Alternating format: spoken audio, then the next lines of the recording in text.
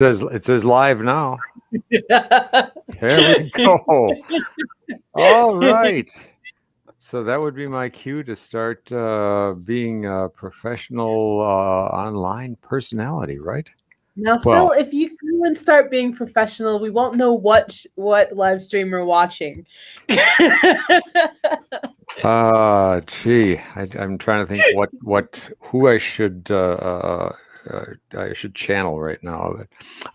But Channel you, Phil. Channel me. you. Okay, ladies and gentlemen, boys and girls of all ages.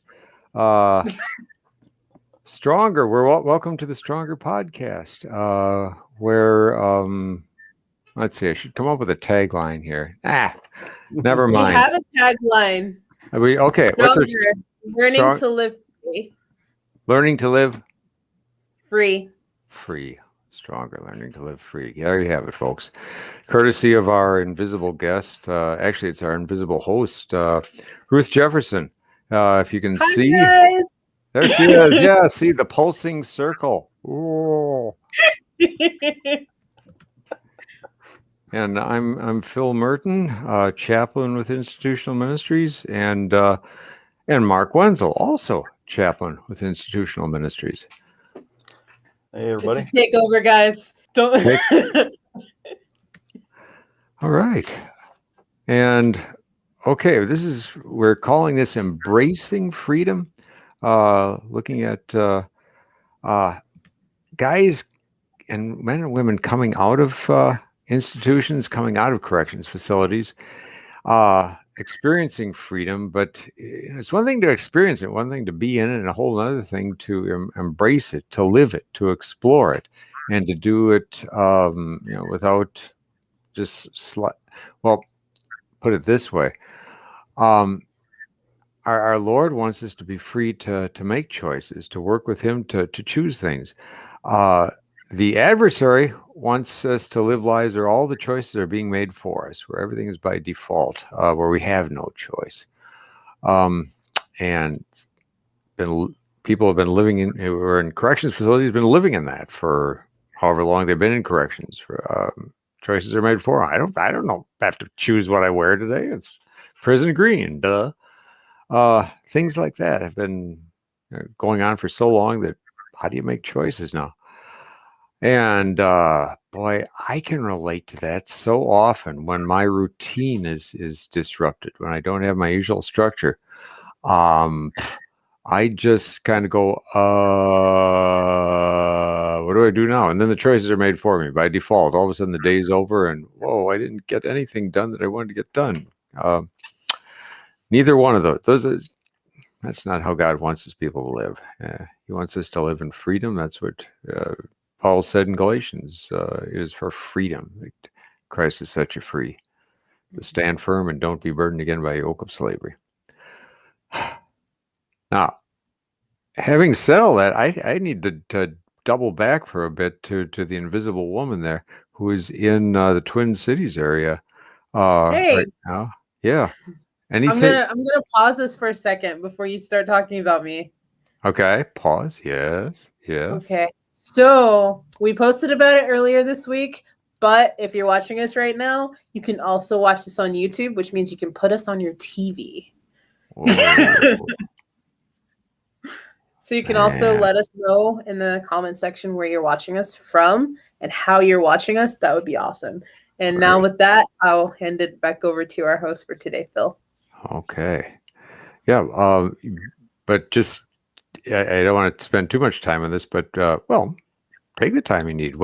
You're in the Twin Cities. You're working with some congregations and individuals there. You're working to interface with the community who are still reeling from aftermath of George Floyd and from some new killings that have happened there. And it sounded, boy, when I heard what you were doing up there, I was thinking, oh man, I'd like to be there. You guys have such great things going. Anything to report? There's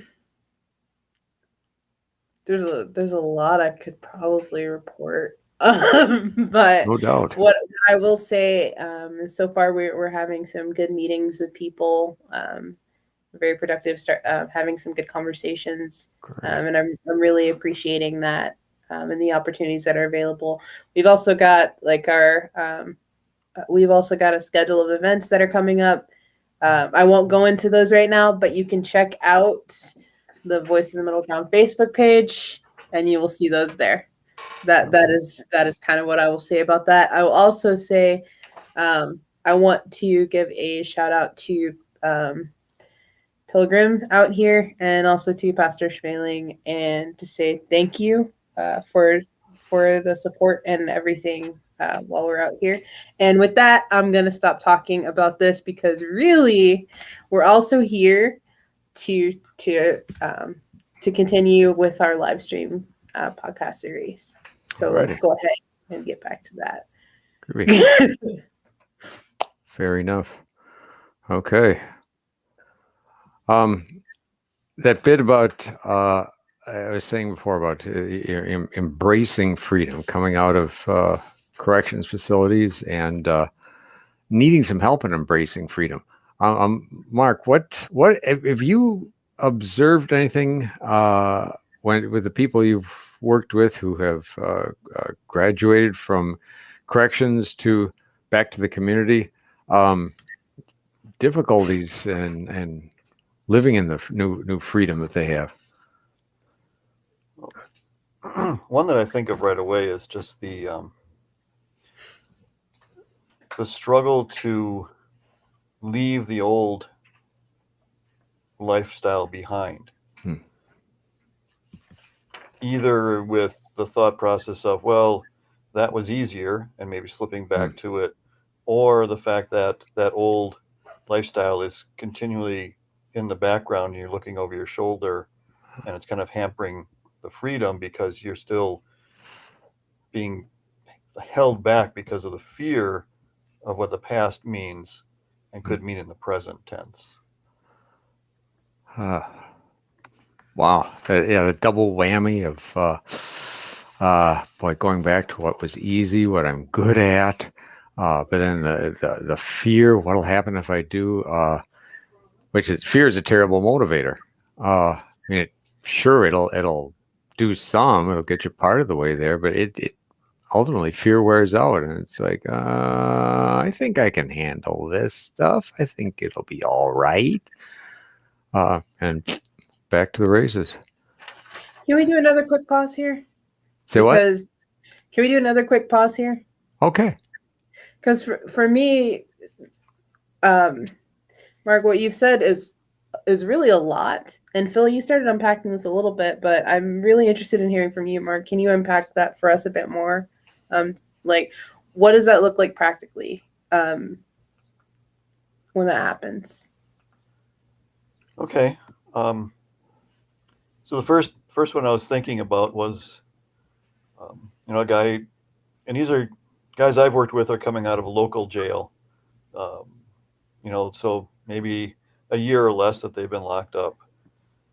And during that time, certainly some of them make, choices to do something different. And, they get out there, and, the one I'm thinking of was, I saw him, he actually ended up in jail like overnight, like the first day he was out, because, he just went off on a guy and decided, I'm going to have a fight with him because he was calling him names or something. And so he had to go try to take him down. And, thankfully, and it was interesting because thankfully he said the police arrived very quickly because he had taken this guy down, and he was definitely bigger than him. And he had a gun, the bigger guy, but the police got there before he could get it out or do anything. But then later on, he's wants to be there for his kids, and a couple of young kids, and he wants to get them things. He wants to do things for them, and he doesn't have the money. And he desperately wants to give his sons some things that they've missed out on. And so then he's like, I could just, this temp job that I've got isn't doing it. I could go stand in the corner for a night and give them everything they want. It's just so tempting.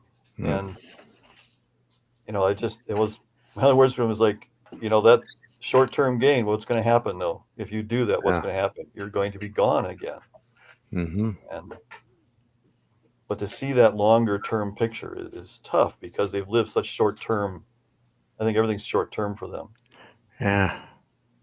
So it sounds like really what happens then is when we're looking at being kind of caught back in that cycle before we can embrace before people are able to embrace that freedom. There's also this kind of thought cycle where there's a need, and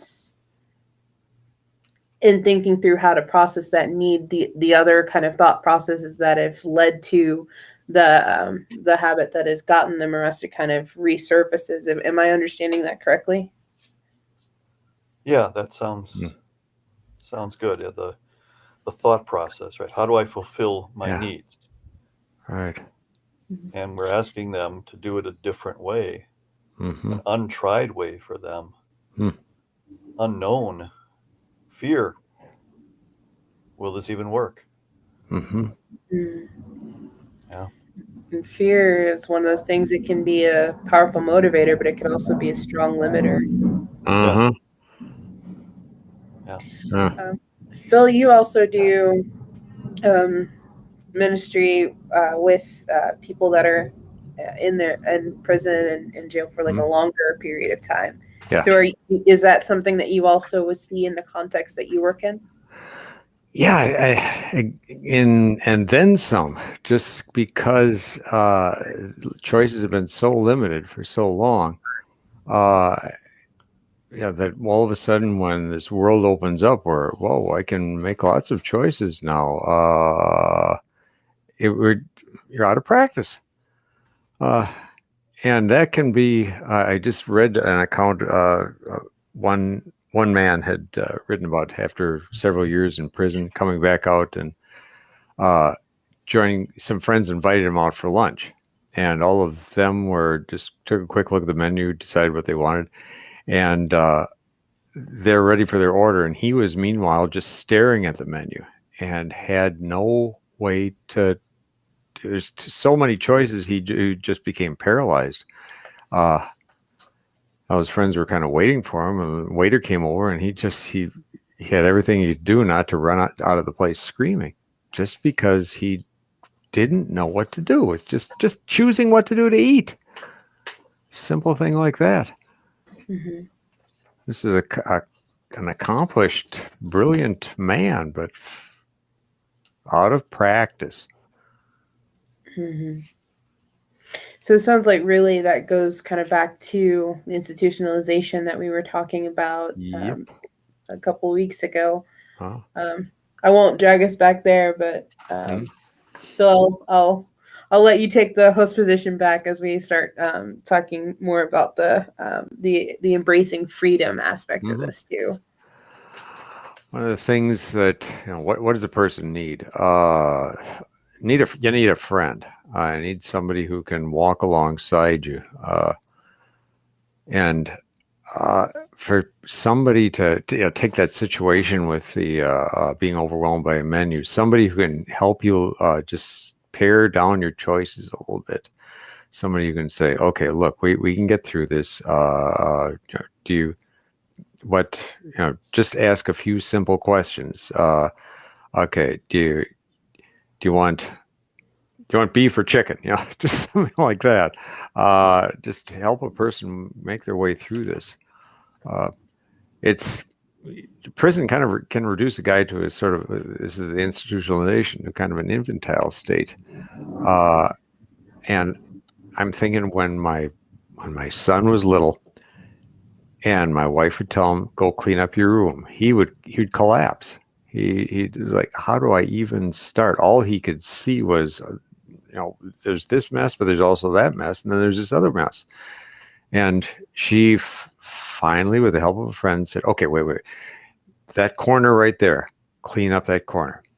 Okay, good. Now your bed, clean the stuff off your bed. Breaking it down so that he could handle the smaller chunks. That something that has to be done. People have to have some help walking through that, and then you have to have friends to help you do that. Having a mentor is a help. Some churches have been doing that, helping. Come on, join us, and we have some willing people who will walk alongside you and help you work your way through some of these choices. I think, Phil, if I want to jump on that friendship thing a little bit, that the what is a friend really needs to be defined for them. I find that so often when they talk about friends, it's such a, I say, transactional relationship. It's always, well, I'll do this for you, but then you're going to do something for me. There's never just a gift of friendship. Wow. And even to take it, a step down, a sponsor, a mentee, a mentor, is good, but just someone that this person can feel comfortable with, to just let go, to open up and just let it out, to know there's no judgment, to know there's no, I'm not going to try to fix everything for you right now. You just need to talk and get it out. And that's an important aspect that they need, that there's just people who are willing to listen to them and to, commiserate with them, to empathize with them, to share, their own crookedness and faults and failures in life, to know that, we're alike, so much alike. It's so important for that, to redefine friendship for them. Okay. I think that not to think I have to have the answers. I have to have the program. I have to have here's the dance steps you have to do. Just somebody who will listen more than anything. You listen and empathize and say, oh, I haven't quite been down the road you're on, but I get that. And, just be there. Just keep listening. Yeah. Very, very powerful. To be a very good listener. I think really the Bible also kind of speaks to the importance of those friendships too, when it tells us to to bear each other's burdens. And I think it can be tempting to maybe think about this in terms of carrying each other's burdens being different from one situation to the next. But I think part of the beauty of passages like that is they don't really make that specification. Yeah. Good point. Yeah, every situation is going to be different. Every person they're going to have different needs for how much accountability. How much do I have to have this thing broken down for me? How much do I need to come to you and say I don't know what to do next? Different people have those different needs. So get to know them. Get to listening. And as you pointed out, Phil, it's sometimes the simplest things. Yeah. I had a guy at grocery shopping, just was beyond him. He told me his mom left him alone to finish the shopping one day, and he filled up the cart with prison food. Wow. Essentially, things you could get canteen, and she was just like, put it all back. We got to start over. Oh my goodness. And that was just that. It's like, oh yeah. Boy, stuff that used to be just relatively automatic. Okay, I know what I need, but now it's like, I don't. Yeah, it's a little bit of help. Probably don't need to take. Nobody needs to have their life taken from. Okay, here, I'll take over your life. I'll make the choices for you. Yeah, no, you don't want to make the choices for them. Yeah. Put them back in a different prison. Yeah, right. Exactly. I talked to a man one time. I might have said this before, and I apologize if I did, but a guy was telling me about how he, the pastors that he coaches and encourages, how he always tells them to stay away from the middle, the cutting edge of things, because you'll get cut out there. Stick to the middle where it's safe. And limit yourself. And boy, the more you described it, I thought the cutting edge, you're talking about razor wire. That's what these guys have lived in, someplace where they're very limited in their scope, and you'll get hurt if you stray too far. So stick in the middle where the choices are limited. That's not God's way. God is all about go explore. Explore, my children. You're free. Try. Our God has said, yes, there are a few areas, and I stress few areas where He said, this is off limits. Don't go to these specific areas. And not only has He defined those areas and told us they're off limits, He's also taken the great risk of saying, and if you stray into those areas, I'm telling you right now, I'll forgive you. So with that, He says, go explore. Find out what this wonderful world I have. Again, if you're not used to hearing the voice of God and knowing what are these areas, what's off limits, and what can I do and what can't I do? Well, it does help to have somebody say, hey, no, we're not doing that. Let's come over here. There's a lot. I think, Ruth, you had mentioned before that there's a lot of parallels with parenting. What if parents don't take over their kids' life? That's terrible parenting. Good parenting is encouraging your kids to make choices, to make good choices, to live in forgiveness. Okay, if when you mess up, there's going to be consequences, sure, but you're always going to be loved and accepted. So kind of got to take that same with people who are struggling with making choices all over again. Well, I think since we're here, I'm probably jumping the gun a little bit. I don't know if you plan to talk on this a bit later, but kind of going into the 10 Commandments. Mm-hmm. I was thinking about that. When we look at the 10 Commandments, it can be tempting to look at that and to think, oh, well, here are these rules that God gives us, and especially as we're sitting here talking about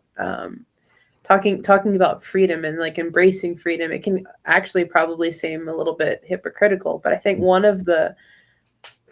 there's probably going to be a couple of like sub points in here, but I'm just going to say one of the things about the 10 Commandments is that if we look at them, then what we see is not like the strict set of guidelines. What we see is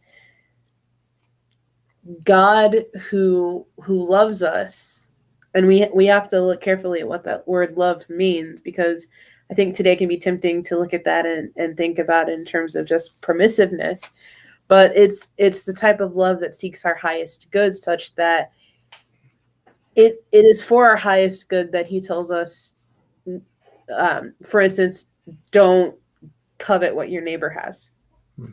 Because when we look at what our neighbor has constantly, and we're constantly like coveting those things, or even if we don't do it constantly, but even if that's something that we end up doing, then what we end up doing is we end up looking at that thing that our neighbor has that we don't have, and kind of just going like, God doesn't love me because I don't have this, or looking at that and seeing that as being a sign of someone's higher worth than what we have, when in reality, also kind of going back to the idea of love, there are some things that God doesn't give us because He loves us.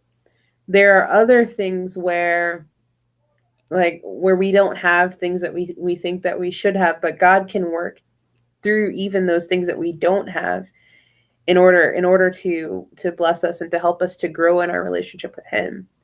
And so when we look at the 10 Commandments, then it's not just this system of laws, it's a pattern of relationship, and also within that there's so much freedom that's available to us. I like that. It's about relationship ultimately. It's not about just behavior. Don't do bad things, do good things. It's about relationship. I love you, and I want you to know how loved you are, and I want you to be able to pass that love on to other people. And here's some things you got to keep in mind in order to do that. There's in fact I was going to bring up too, and I love pointing people to Ephesians chapter 4, where Paul spends some time talking to a bunch of people who had come out of a pretty rough life, and letting them know, okay, there's some things you're leaving behind, but it's not just a matter of don't do that thing. It's he says, okay, instead you're going to do this. You're going to put these skills that you've acquired to something new. Like I love the way he talks about theft. This is Ephesians 4:28. Anyone who has been stealing must steal no longer. You know, anybody, if this wasn't the Bible, you'd expect just a period there. But he doesn't. He goes on and says, anyone who has been stealing must steal no longer, but must work doing something useful with their own hands, that they may have something to share with those in need. Okay, so not just, I'm not doing that bad stuff anymore, but I'm working. I'm doing, instead of taking the easy way out, I'm working, and I want to be able to be a giver, not a taker.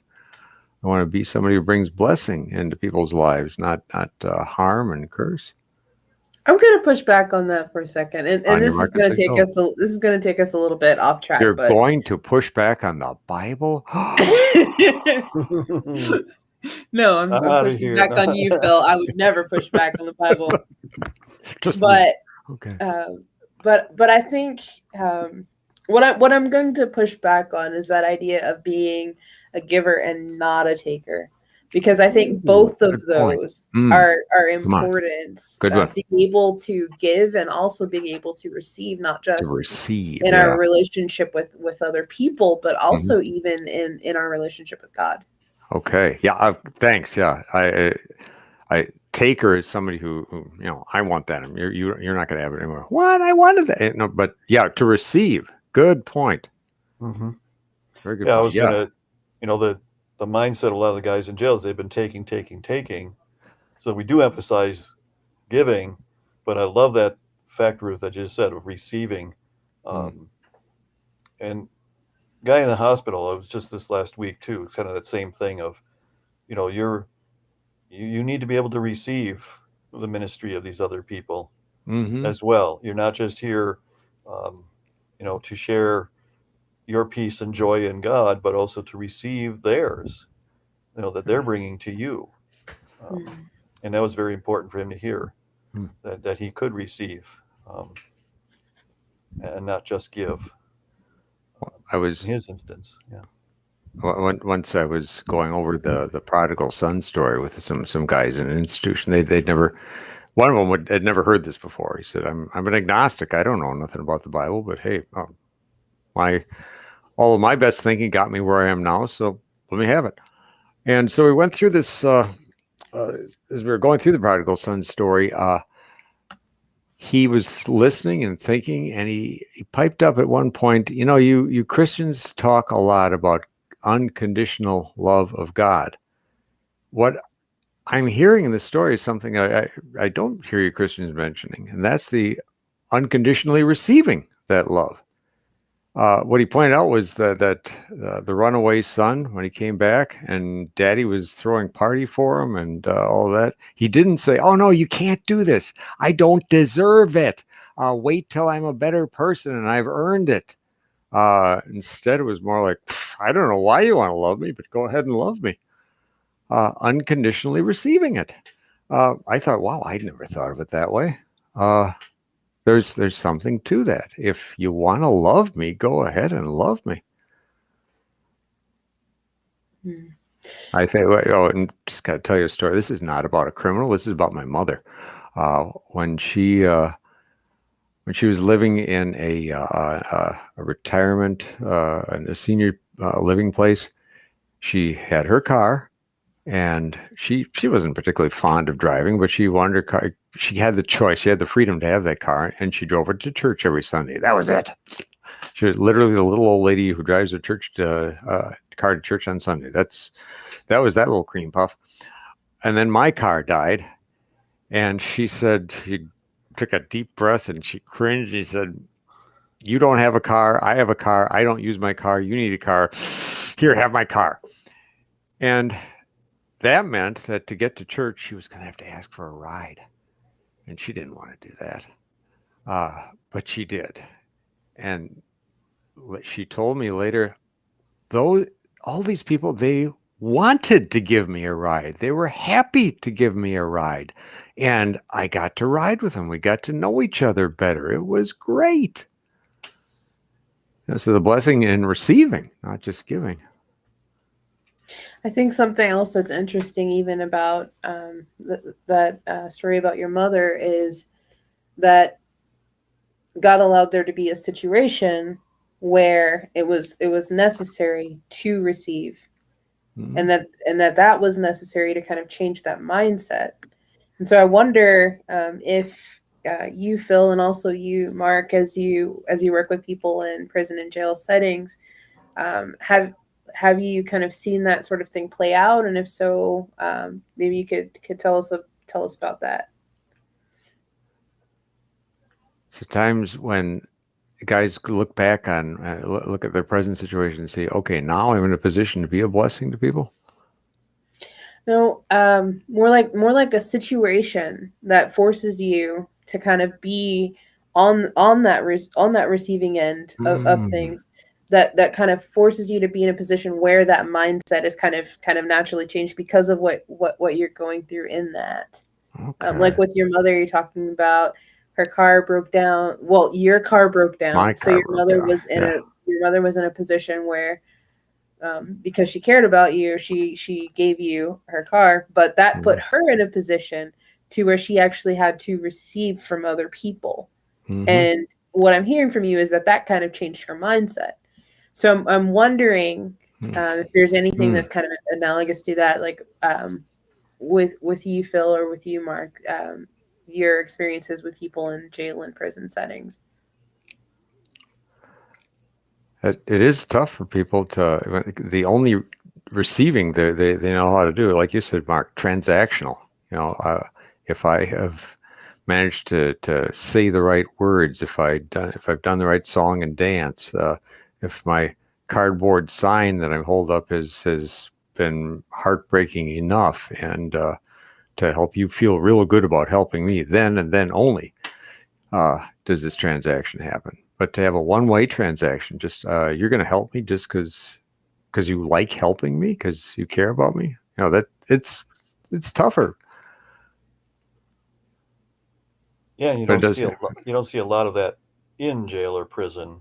Right.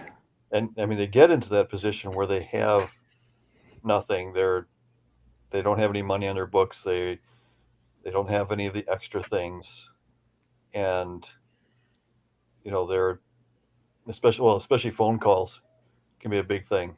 Mm-hmm. They're desperate to make a phone call home and they've got nothing, and seldom, and I won't say never, because that has happened. There have been guys who have gifted others very generously. Mm-hmm. And that's amazing to hear that when that happens, that somebody just gave you a phone call. And isn't it a great feeling? But usually there's like you say, transactions. I've had them on the opposite side where some guys have actually recognized I am blessed to be getting money on my books. I can share some of that, and that I haven't really heard how that goes as far as, how people receive it, but at least they've had the thought that they can freely give of what they've been given. Um, Even had guys talk about even seeing they could form some kind of like food bank to help, people come in. And one guy actually said in prison that there was some stuff that seemed to go on that way, that they were like, you walk in there, you really have nothing. And there were inmates that's like, here, this is what you need, and, giving them stuff. The fear is always that somewhere there's a hook, but Yeah. I there are sometimes very generous, gracious people, even in jail and prison, which is one of those surprising things when you go in as a volunteer, as a worker, that these aren't all the most evil people in the world. They're very much like you and me, and just in a very unfortunate situation. So, Mark, I'm gonna direct this question at you. All right. When you see that people have reached that place where they are in a position where they feel like they can give, how does having reached that place inside of prison kind of translate into one's ability to kind of embrace freedom once they get out of a jail or prison setting.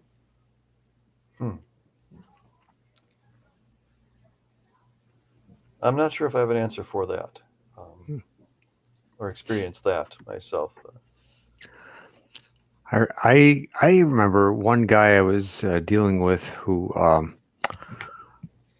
he was a very giving type, and in some very good ways. He wasn't just a pushover. Oh, I'll impoverish myself, and you can take anything of mine. He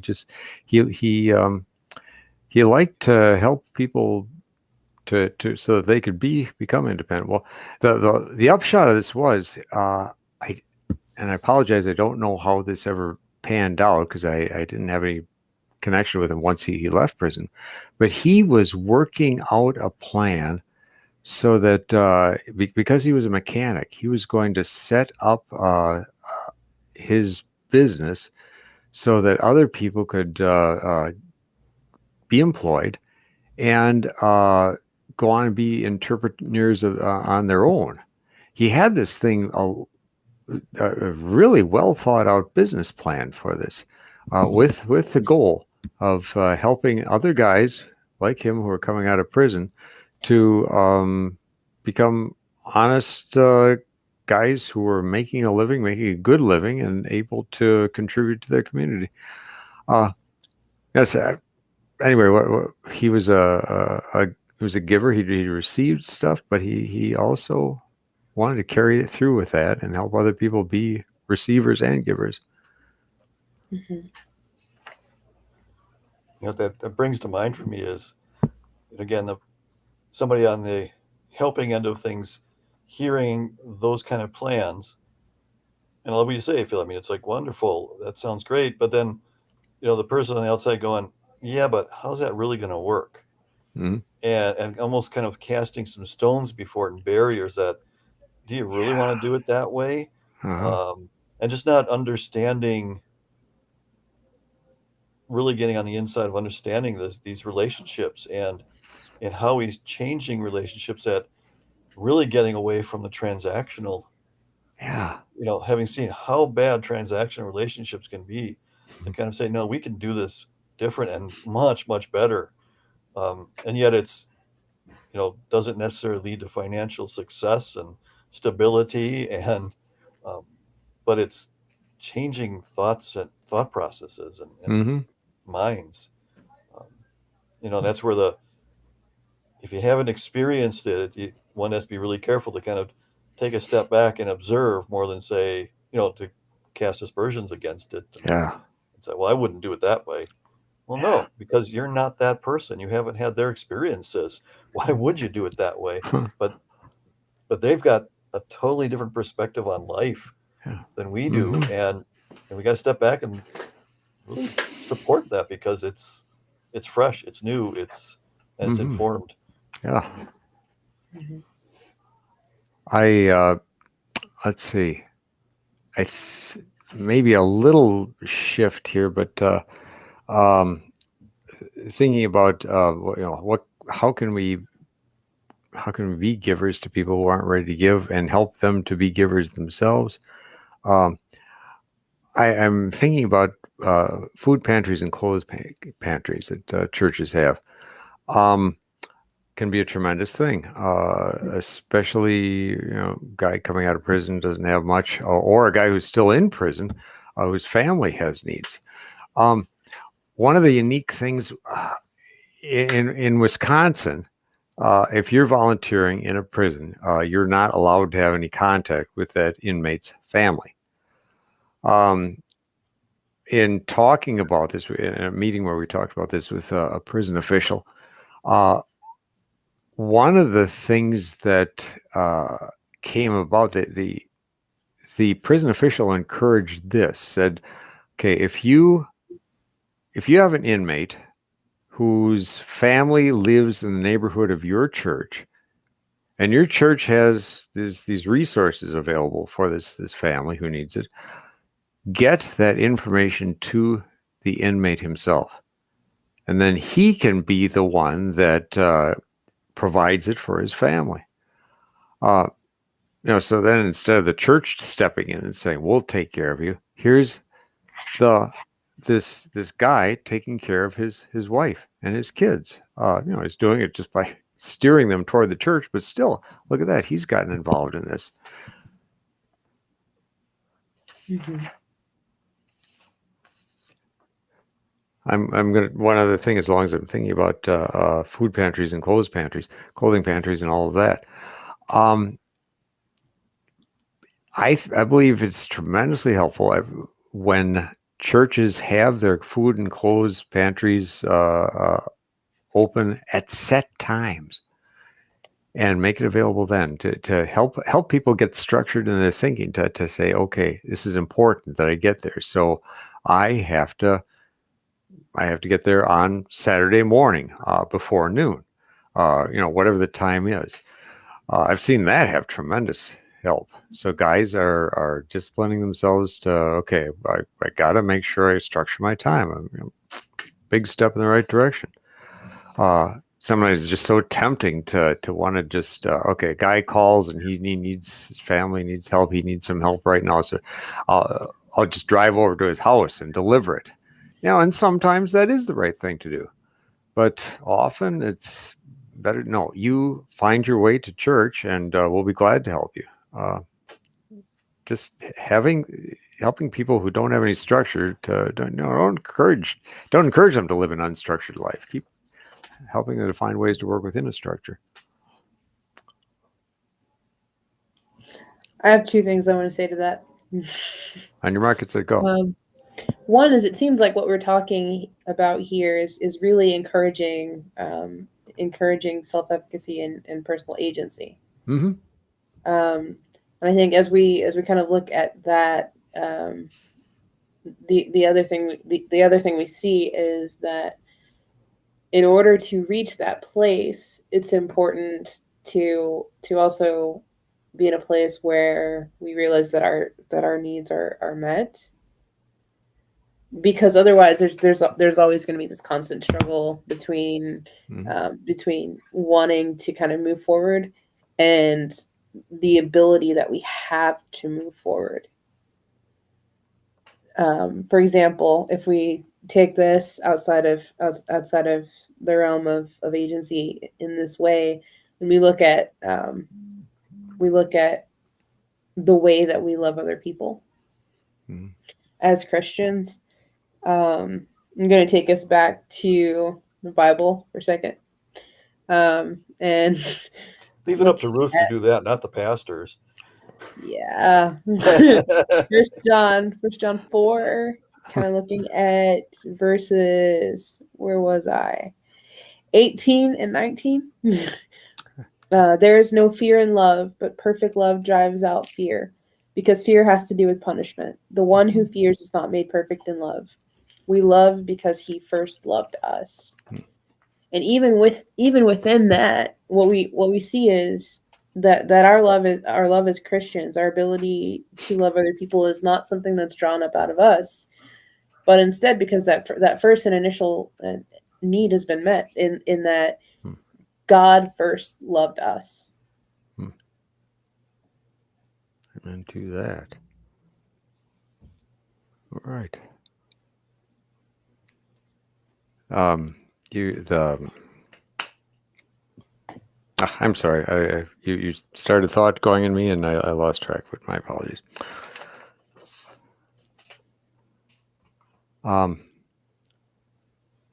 You had. I'm thinking now about some concrete steps that individuals and congregations can try. If you got ex-offenders coming to you, what can we do? One thing, there's one thing you can do that you're probably doing it already. Hold Bible study groups. There's something wonderfully valuable. I think you would mention that, Ruth, and I amen to it. Just plain doing the Bible study, say, come on, join us. Okay, first of all, wow, I get to join this group. This is great. I get to interact with other people in this church. This is great. And above all, I'm getting better acquainted with this world that is this alien world that's presented in the gospel, in the Bible, the gospel world. A whole different way of thinking. The more you get immersed in that, the more the Holy Spirit's going to be saying, look, see, whole different way of thinking about life. It's not transactional. It's about God's grace. It's about living in love. So just holding Bible studies, don't ever underestimate the value of that. Like, Phil, what you're saying there, because I also see that you got, you talk about like an ex-offender support group, kind of like in the area of like addictions too. It's like, okay, you've got your support group, but then that ability to go outside of that group and that balance of, I need people who get me from the inside out. I also need, sorry about that. You also need, people that, there we go. Okay. He's gone. He heard something outside the room and had to react to it. He was gnawing my finger. So my thought process, again, we need somebody who gets us from the inside out, shares our experiences and is there to support us. But we also need those who normalize things in life. Right. And that's what I hear with that Bible study. It's because it's normal. I can come to this group. Yes. It's that balance and striking that balance that's probably a challenge, within the church. Where do we strike that balance? And to recognize and understand that the need for the support group will always be there. And I think that's an important thing to understand. Whatever kind of support group it is, we may never graduate from that because there's always that, transition from, mainly receiving to being able to give, and then balancing out as you go forward. And, that you're not graduating from that. Now you're normal again because you don't need a support group. No, there's a place for that. Yeah. And I think, but striking that balance within the church, I think it's a challenge because, so much of this we see you come to church and Bible study, that's normal. These other things are for the abnormal or something like that. And we have to recognize that we are more abnormal, all of us, than normal. We need those places where we can just hang out and let it out. That being able to interact with people who haven't been down the road that I've been down, the value of that, to see life can be different. I'm thinking of one woman who years ago, she and her boyfriend came to our support group for recovering people at my church. And unfortunately, this one night when they came, they had both been drinking before they came. And when they showed up, the guy started thinking about all the reasons that he was really mad at this woman and decided, I'm going to take it out on her right here and now in the church. And before he left, he took a swing at her. He actually clobbered her right in front of witnesses. And so we called the police. He was gone. And this woman, as we're waiting for the police to take her statement, et cetera, and she's crying. I remember as we were consoling her and talking it through, she looked at me and said, do you hit your wife? And I said, no. And she said, really? That was a foreign world to her where husbands don't hit wives. Needed to find out. Not everybody's like that. Yeah. That's, wow, very important. And what a revelation, and something we would never, a lot of times, never even think of. And then it's like, Well, now I got a cat And fight now you going got outside. cats. They're outside, yeah. Gee, what's it? I've got the quiet place tonight. What is that? Yeah, this must be the Twilight Zone. That I'm gonna take that as an opportunity to kind of transition into some of the other things that we were talking about as we were thinking through some practical things. One of the other things that we kind of talked about was the need for a job and kind of is establishing that sense of freedom outside of jail or prison, and the difficulty that people have with finding employment. One of the ideas that we came up with during the conversation was just about churches kind of also taking up having like an internship program for people who are coming out of these settings, so that there is something there that is established where they can show that credibility and that they've been in those positions. Sure, something to put on your resume that here's something. Yeah, absolutely. Well, it can be a win-win and win-win-win-win-win. I get to, I'm doing something, I'm keeping a schedule, I'm being responsible. I can show that. I can show it to my PO. I can show it to future employers, and I'm interacting with these guys, with my new friends who are part of a Christian community, and all those other benefits we talked about. Like, wow, life can be different. Mark, did you have any thoughts on that? I was a little bit distracted there. Sorry. So now what animals are I don't know. around Yeah, on no. I got a text message from a guy from jail. Not in jail now, but a guy that had been in jail. One of the guys that I know, and it's just a friend of his just suffered another loss, and oh man, it's like 3 in the last year, and family members, wife, daughter, son. Wow. Yeah. Oh. So I'm just sorry, but those challenges, I think, too.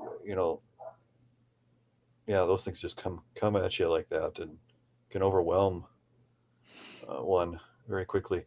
So going back to, I really took it way off track, but what were you saying, Ruth?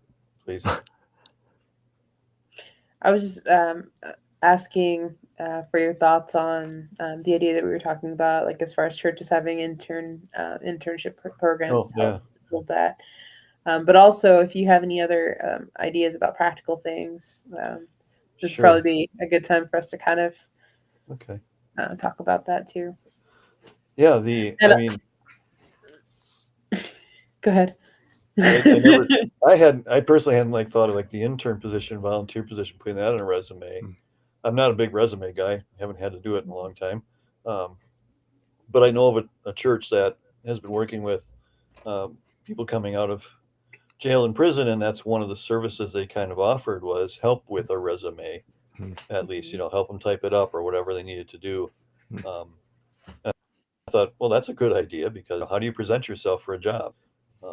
I think some of the other challenges are, how do you apply for a job today?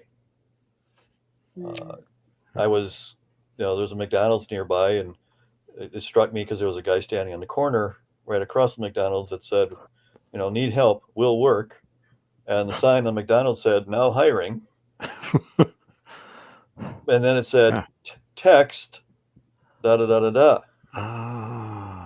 Could he have walked into McDonald's and, gotten an application, or did he have to have some technology and knowledge of that technology in order to do it? I wouldn't have even thought about that. Yeah. So what are the barriers? Yeah.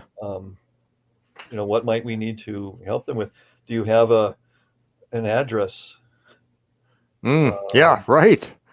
That can be done. And that was something. There was a guy just in jail, and there's a place in town that he was able to have as a physical address for things to be sent to, and that it was kind of like within the PO box of this thing, but here's an address. That's your address here. And So if he needed a food card, that's where it was sent to. And because he was essentially homeless most of the time, but he had a place where mail could be sent to him.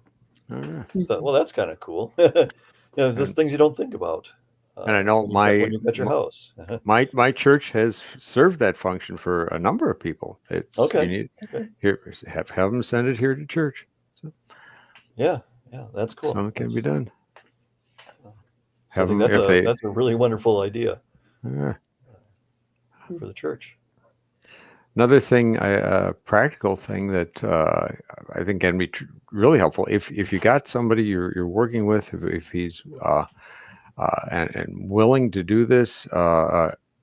Generally people come out of prison and they're still on paper. They still have they've got parole to serve, so they've got a parole officer that they need to report to. Well, if with permission to find out, can we contact your parole officer? And that would be not to rat him out, or anything like that, but to let that person know, hey, check it out. He's joined up with this Christian community. We're trying to be helpful to him, and we're glad to have him. So that looks good on him. Also, to find out, and what would you say? What can this congregation do for this guy?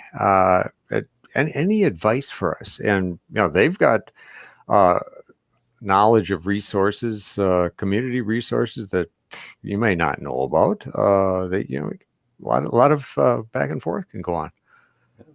And what that does for you is help you to be very solid in the concept of, and reinforcing the concept, this PO is here to help you stay out of prison. Yes. Because a lot of guys have the idea they're just out to get me. Mm-hmm. And that I've heard that a number of times, and to be able to not just say, well, I don't think so, but no, I know so, because we have this relationship with your PO, and to really reinforce that, because once they get in their mind that this person's out to get them, then they don't cooperate, and then you're back in jail. Yeah. But when they come out with the thought, this person is here to help me, how can I help them help me, becomes part of the thought process. And I think with that, that kind of brings up the idea for me again, that that idea of the double-edged blade of legalism, which is the one side where you try to keep every single rule, and then the other side where there's no way I can do that, so let's just forget it all. Yeah. Right. Yep. All or nothing. Well, it's understanding, and that becomes part of the process. The understanding, why is the rule there? Is the rule there to get me in trouble, or is the rule there to help me be successful? And that's where they struggle with the PO. Because the PO has rules, and they feel that a rule gets me in trouble. Instead of seeing they get themselves in trouble by not following the guidance that's given by God, and the guidance that's given by the PO. Yeah. And that's where it reminds me of classical conditioning. Yeah. The talk about the legalism, the driving force of legalism, the fear, the threat, versus the driving force in the gospel that what people aren't used to. That it's like you're forgiven, you're loved. There's nothing you could possibly do that is not forgiven by the blood of Jesus. There's nothing you could do that would make me quit loving you. With the freedom of that grace, freedom from fearing that I might go too far one day and God will never love me. When that's off the table, it's like, no, I'm not going to quit loving you. But there are consequences to what you do, and there are rules. Now, let's talk about that.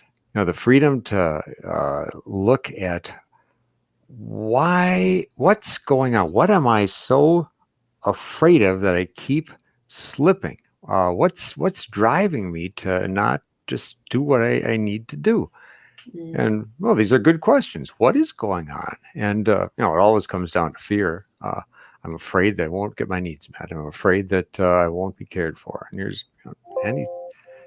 anything we can do to get past that and say, look, your God is never going to quit loving you. He's going to care for you. Quit, taste and see that the Lord is good.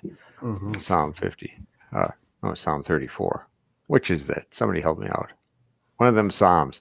Taste and see that the Lord is good. Try me out. 34. Okay, thank you. Yes. Could be other places too, but hey. Okay. Yeah. I suddenly saw the hymnal and the verses in my mind. Nice. All right. And see that right there, that's one of those things. This is why hymns are important sometimes. The hymnals, yes, and those things. Yeah. Well, just some of those things that we've grown up with within the church that are part of us and we didn't enjoy and like, but they're there to draw on. And when you realize that somebody else doesn't have that, or they've left it far behind, to redirect them to that sometimes is, of course, very important to the gospel message. That the hardest thing to hear from guys when they're talking about their spiritual background, and they say things like, I was forced to go to church when I was a kid. Mm-hmm. It's like, yeah, you probably didn't go kicking and screaming as a kid, but that's where you're at now. You kind of think in that way, and that's saying more what's going on in you now than what was going on then, in the sense of the need to embrace freedom. That we don't make this a legalism kind of thing. You better get in church, you better get here, you better do that. It's like, these are the opportunities that you have within freedom that God gives you, that love that you were speaking and forgiveness that you were speaking about, Phil. And that's a challenge of how do we... Oops. And I think he froze. We lost Mark for a second. Yeah, I'm having some issues. Okay. There he is. Okay. I'm back? Okay. Yes, you're back. Yep. My connection was kind of weak all of a sudden. Okay. But I think I was wrapped up there. So. One quick story about what good can we Christians, as Christian churches, do for guys who are coming from such a different background? How are we going to connect? What do we have to say to their world? Years ago, a friend of mine invited me to go with him to a meeting of a gang outreach ministry in Chicago area. It was without giving all the details, boring with all details. It was gang. It was set up to help people who are in gangs, who are thinking about getting out. Here, we'll be there for you. We'll help any way we can. Kids who are starting to drift toward gangs, to say, how about we work together on this? What impressed me, among many things at this program, was these tough little gangster kids were showing up for this meeting, first of all.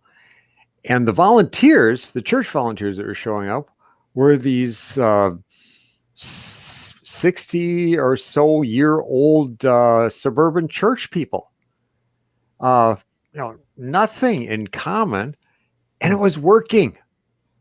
I think it was mainly these tough little gangster kids. We're seeing these old suburban church people there for them, loving them, glad to be there with them, and it was working. Just recognizing, they care. Maybe they don't understand my world, and they don't understand everything about me, but they care.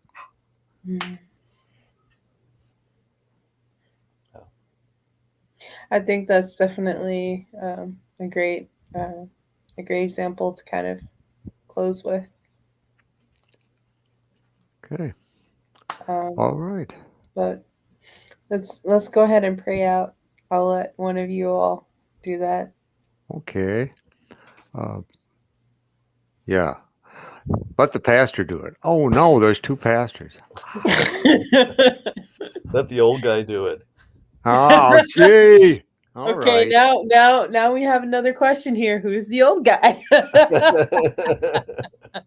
That's me. All right. I just turned 67. I just had my 67th birthday. That's And I just turned 60. So okay. Oh, so Phil, you know A week that ago. leaves you. Yep. And you know, I told you the story. What my family got me on my 60th birthday? Okay. Well, you may have told me. I forgot. That was 7 all years right. ago. Come on. Okay, 7 years ago. Yeah. You know, the 50th wedding anniversary is the golden anniversary gold gifts, 25th is silver. So what is the 60th birthday? Well, my mother gave me a sketch pad that she'd bought at a specialty store near her. It was made, the pulp that it was made from came out of elephant poo. This is the truth. This is the truth. There is enough pulp in elephant poo that you can. It was becoming a little industry for people there in that part of Africa. So I think we might make that a question on Instagram. What did Phil get from his mother for his 60th birthday? But wait, there's more. My kids gave me. I got a little cage, a little container, and inside were 2 Madagascar hissing cockroaches. Oh, that's right. Yeah. Oh, so you got an abundance of filth for your 60th birthday. Your 60th birthday is the poop and cockroach birthday. Okay. I'll say I was spared that, I believe. So. That's good. Okay. I don't think everybody should have to go through that. Good. Can't wait till 70. Those things are huge. Madagascar hissing cockroaches, gigantic. All right. Make them battle? Did you What's make that? them battle? Did you make them battle, Phil? Battle? No, they got together and made babies. So. Oh man. There were supposed to be 2 males, but they weren't. And with that, we are actually going to go ahead and pray out right now before things devolve anymore. God's creation. What can I say? All right. Lord, first of all, you did give us this big wide world. It's weird, it's wonderful, and you're proud of it, and you're glad to share it with us. So thank you. Forgive us for when we live our lives in fear, thinking, "Oh, I better not pout, I better not cry." All of those things that keep us locked up. You're saying, "Look, I'll be with you. I'll forgive you. You'll make mistakes. We'll work it out. Go enjoy, explore, find out what's there." Help us all to live that way, and especially people who are coming out of corrections and who are just so unused to that, so out of practice. And help us to be a help to them as we learn to enjoy your freedom and explore your wonderful world. Help us to help them with this. Provide all the people coming out of prisons. Provide them with loving, caring people, wonderful communities where they will be supported and will be loved and understood. Help us to be those communities for them. Praying for Ruth's work up there in the Twin Cities and all the people that are working with her, working to bring peace and reconciliation to that really troubled people and troubled situations up there. And the man that Mark is getting the texts about with all of his horrible losses. Please, Lord, bless his grieving, be with him in his grieving, cry along with him, help him to grieve well, and discover your love and love of other people who care all in a whole new ways in this really sad, dark time. Praying for that in your sweet name, Jesus, our Savior. Amen. Amen.